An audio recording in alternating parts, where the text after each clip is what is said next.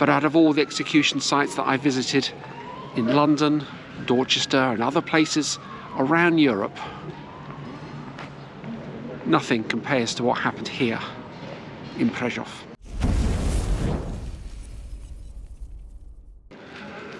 Good morning from Presov, here in Slovakia. And the sun is shining. 16 degrees, possibly 18 today. Very nice. And I arrived on the train, €3.50 for a return ticket. That's not bad, especially as a journey was 40 minutes. The train was really clean as well, really tidy. Puts British trains to shame. But as soon as I arrived here, greeted by this fantastic statue of a horse. And it's made out of horseshoes. Absolutely brilliant. What an interesting start to my morning here in Presov.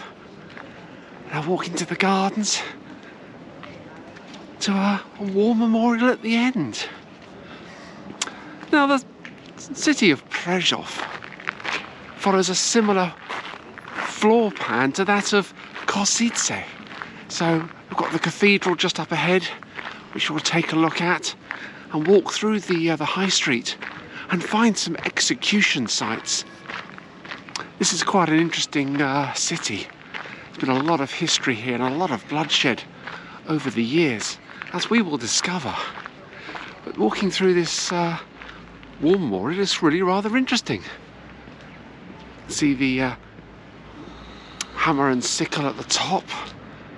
Clearly a Soviet war memorial from the liberation back in 1945.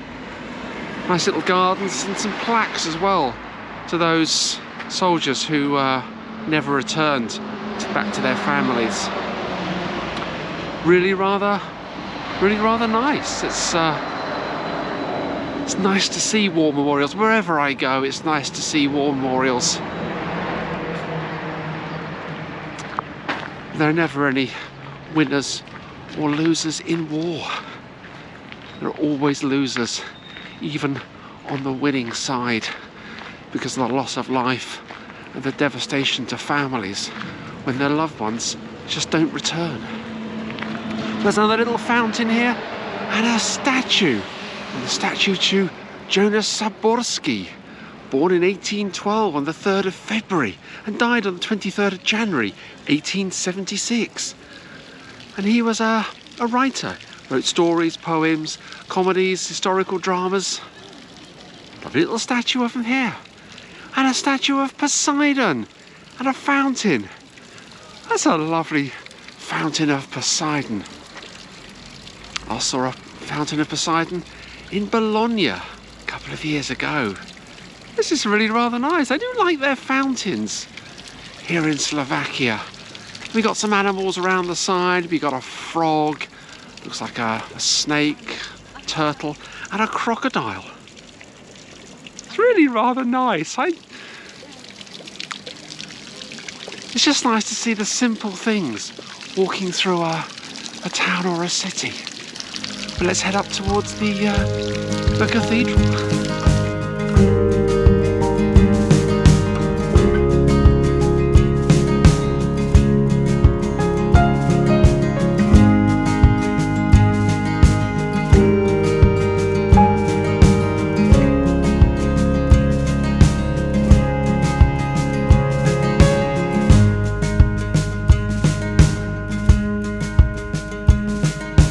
Absolutely delightful just walking through the streets here of Presov.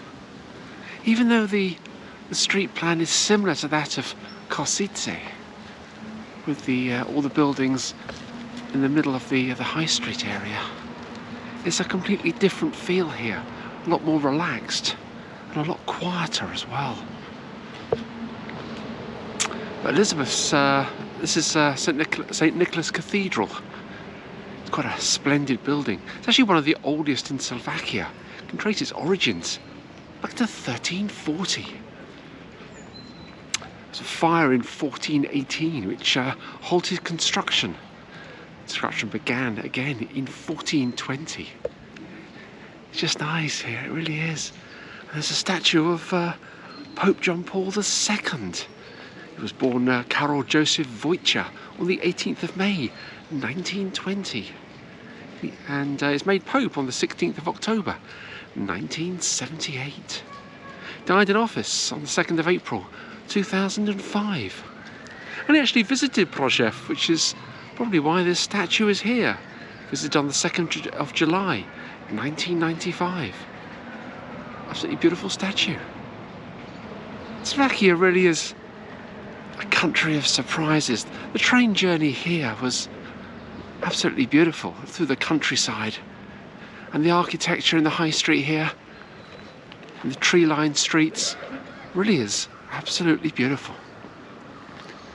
I'm going to walk a little bit further up because just up here is the site of an execution, and this one, well, I'll tell you about it in a few minutes. It's quite interesting walking through these buildings.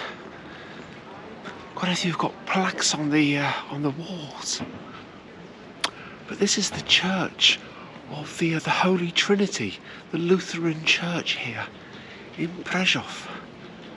Quite a beautiful looking building. But there's a statue, there's a plaque on the wall to Martin Luther. He was from Eisleben in Germany, born on the 10th of November 1483. Died on the 18th of February 1546.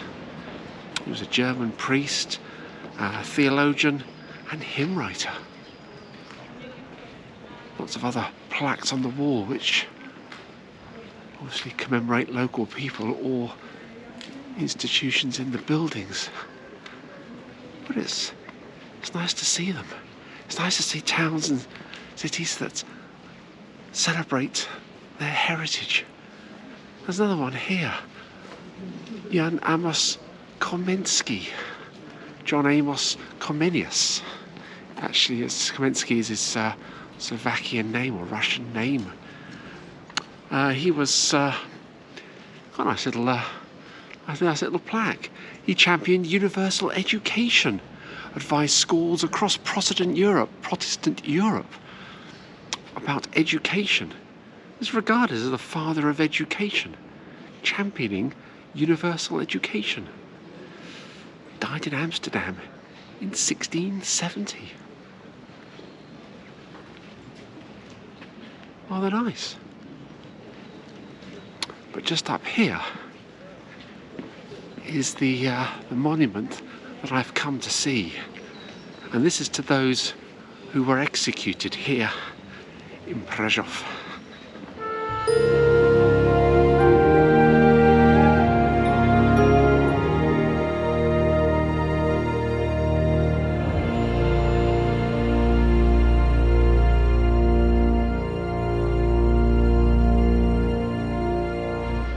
There's a rather nice little plaque on the wall here commemorating the visit of Pope John Paul II back in July 1995.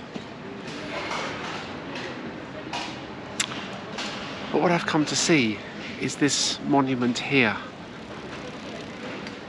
because it tells the most horrific story. I'm going to choose my words carefully because I don't want to upset anybody.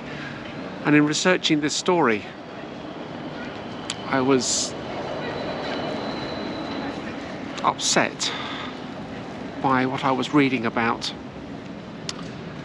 Now, this is the monument to the executed here in Presov. It's also known as Karafa's slaughter, which might give you an indication of what I'm going to talk about.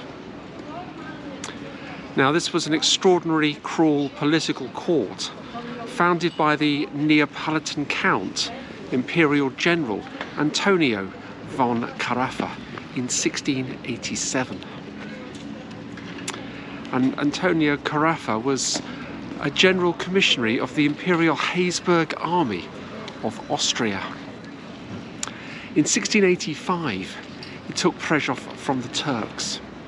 And after the conquest of Upper Hungary, which is now modern-day Slovakia, He was appointed the military governor here, and he set up a court here in Presov by which he ruthlessly persecuted all the followers of a man called Imre Thokoli. Now, Imre Thokoli, or Emmerich Thokoli de Kesmark, was a Hungarian nobleman and leader of the anti-Habsburg uprisings. Emmerich was Prince of Upper Hungary and an Ottoman, which was an Ottoman vassal state from 1682 to 1685.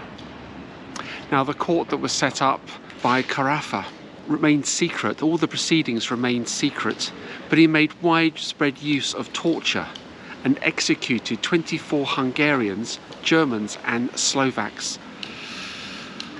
While some of those executed had taken part in the rebellion, many of them were actually innocent and had been falsely accused.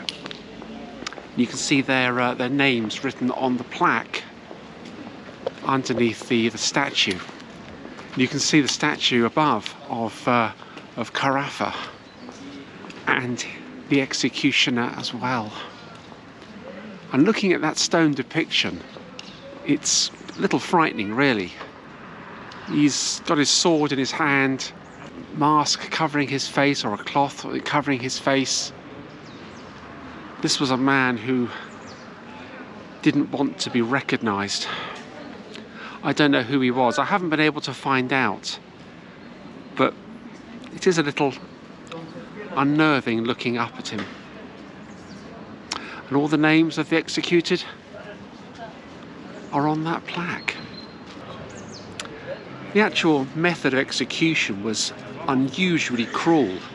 It was designed to serve as a warning to any other insurgents. First, their arm was cut off, then their head, their body quartered. Parts of their bodies were hung along the road on hooks. These were people who wanted to make a statement and frighten the population. We have hanging, drawing and quartering in England and other methods of execution around Europe, but what happened here is truly awful. The first to be executed was a man called Zygmunt Zimmermann, a senator and nobleman from Presov. He was tortured, and during the torture he confessed his guilt. Another was a man called Simon Feldmayer, former commander of the Presov defenders, and he committed suicide rather than face execution. However, his lifeless body was subjected to the same execution method as those who were alive. They wanted to make a statement. But one of the others was a man called Juraj Radvansky. He was a nobleman, and he died whilst being tortured. But his body was still executed as well. I can't imagine the methods of torture that were used. Other names on the plaque tell of similar stories. Brutal execution, torture, and eventually death. I'm not going to read out any more about them because what happened to them was truly dreadful. We'll visit the execution site in a moment. But out of all the execution sites that I visited in London, Dorchester and other places around Europe, nothing compares to what happened here in Presov. Just lost for words in trying to convey the horror of what happened here. But just across the way is that execution site. And today there's a monument which stands where all these atrocities happened. This is quite an impressive monument. It's also a monument to the plague as well. Victims of the plague of the epidemics of 1679 and 1710. This is similar to the monument in Kozice yesterday. Its design is attributed to the sculptor, a man called Joseph Hartmann, who built it in 1751. Really is a beautiful monument. And this was the actual site of the executions in 1687, where 24 people lost their life.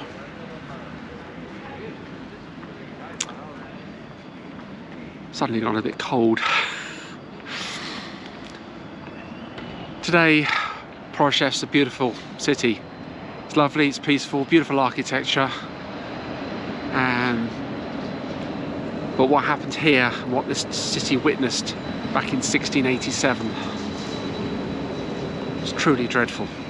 The spectre of execution at that time was unusually cruel, unusually barbaric. We hear stories of this type of execution going back 100, 150 years before. But to make that sort of statement in 1687 was out of the ordinary. But who could carry out a punishment like that? Who could instigate a punishment like that? Beggars belief what goes through the minds of some of these people. But I walked back into the High Street area because there's a really interesting monument just here, and this one actually is quite surprising because this is the monument to the 49th parallel. This is the line of latitude that goes around the northern hemisphere. The most famous line of latitude is the equator, or the Tropic of Cancer, the Tropic of Capricorn. But this one passes through Europe, Asia and North America. Actually passes through the German city of Regensburg, where I visited 2 years ago, and also Charles de Gaulle Airport in France. And the 49th parallel is the border between the United States and Canada. It's nice to see a monument here. It's the first monument I've seen to a parallel anywhere on my travels. I didn't come across one in Regensburg. I don't know if there is one, but it's really rather interesting to see it. Perhaps I should look for a few more geographical features, because I know there are plenty in Europe. Maybe I'll base my future videos on geographical features. What do you think? Let me know in the comment section below. And if you're enjoying this video and want to see more, why not decide to become a member of my channel? There's 20 videos just like this one on my channel for you to watch and enjoy. Don't forget to hit that subscribe button as well. Over 90% of the people who actually watch my channel are not subscribed. So make sure you do, because there's a lot of great content on my channel and plenty more to come, especially in this series. But at the top of the high street here is a statue to Jesus. Looks really rather nice.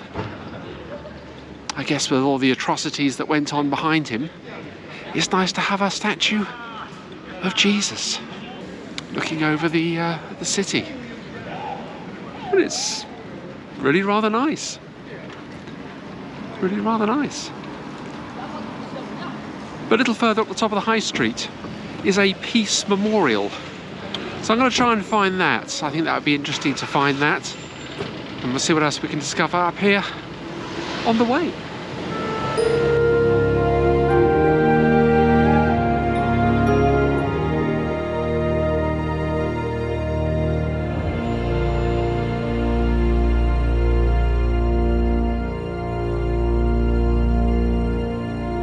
This is the Peace Fountain.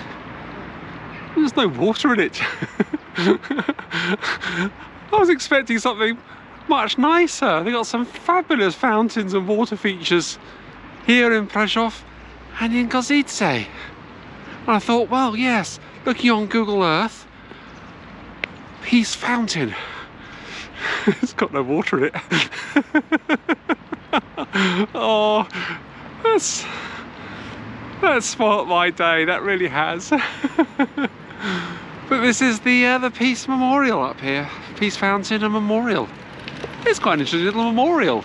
See a babushka there with a long dress on and some partisan fighters. You can see the rifles standing there. Well, there's not a lot here, which is a shame, but it is a nice monument. Got the council offices behind, got a nice building, all the trees around it. But this monument's just a little disappointing. I've seen so many other similar monuments around Europe, and they are all in a far better condition than this one. But no water either. I can't believe, of all the lovely fountains that are in Košice and Presov that I've visited, there's no water in this one. It's such a disappointment, but that's life. But I've had a really enjoyable time so far in Slovakia, and perhaps I should do some more trips in this region. Perhaps head down towards former Yugoslavian states, Montenegro or Kosovo. Have you been down there? What should I go and see? Leave your comments in the comment section below and let me know. But this is where I'm going to end this video. Don't forget to hit that subscribe button and follow my journey, because towards the end of this week I'm going to visit a massive castle and you won't want to miss it. I can't wait to go there. Thank you so much for watching. See you soon.